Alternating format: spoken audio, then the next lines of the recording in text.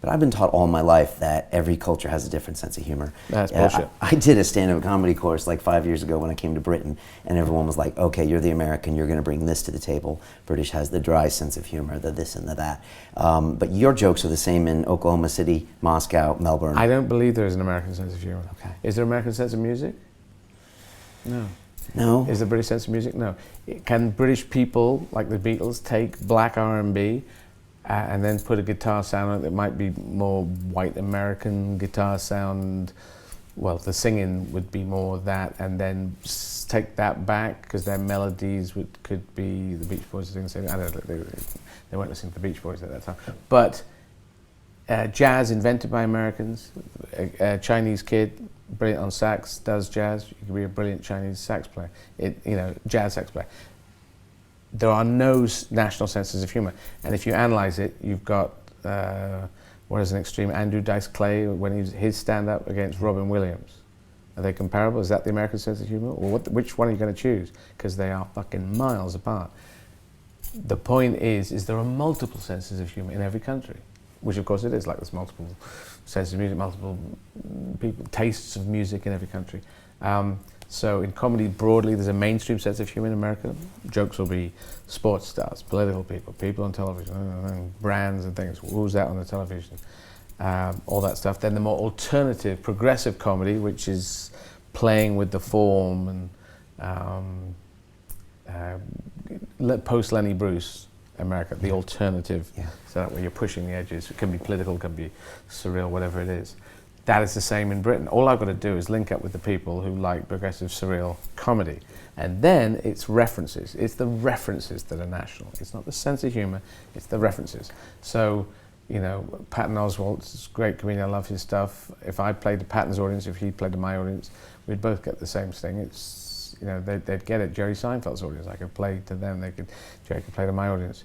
Surreal, offbeat, not exactly the same, Mike Birbiglia. There's a whole bunch of comedians that can do the same stuff.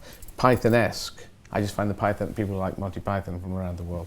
And you de-anglicized your comedy 15 years ago. You took all the references out. Well, it's in fact, it's even weirder than that. You made it universal.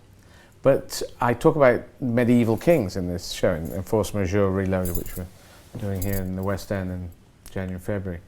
And so I talk about Richard the Lionheart and Bad King John, as we know, King John Lackland. Now, most people in Britain, they've already heard Richard the Lionheart, and that's about it. He didn't speak any English, he spoke only French. So it goes into that. Now, but once you've introduced those terms, which are English kings and medieval kings, then you can play with them. So you can actually talk about anything.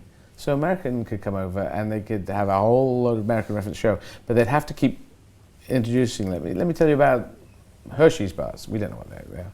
It's a chocolate bar, and I grew up with it, I had one and somebody stole it, and then you could have a whole story about that. Whale Rider, the film, if you've ever seen Whale Rider. No. Or if you think of any independent film that's kind of odd, maybe Little Miss Sunshine, you've seen that? Yeah, I love it. So, pageants, beauty pageants, people don't necessarily know about that, but as you go through, you go, okay, they're good. So they educate the audience the first half hour. In the story, they just drop things in. They don't have to do expositional lumps in there. They can just edge it in. Oh, the kid's going to do some sort of dance. The granddad's been teaching her dance. What the hell's the dance? Blah, blah, blah.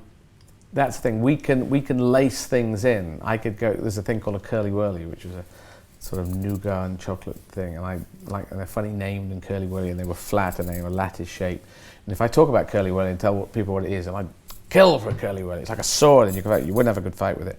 But I could do that, and then after that, I could talk about curly whirlies throughout the entire show because I've introduced the thing. Just like it becomes story logic. It just, if you know about writing stories, then that you can put into your stand-up. So it's just the references. If you make them universal, it saves time. If you talk Kit Kats, they're all around the world. Or just say a chocolate bar, chocolate's all around the world. You don't even have to get brand, If that's your punchline, then that's going to be the first time you knock that word out. You better make sure it's universal.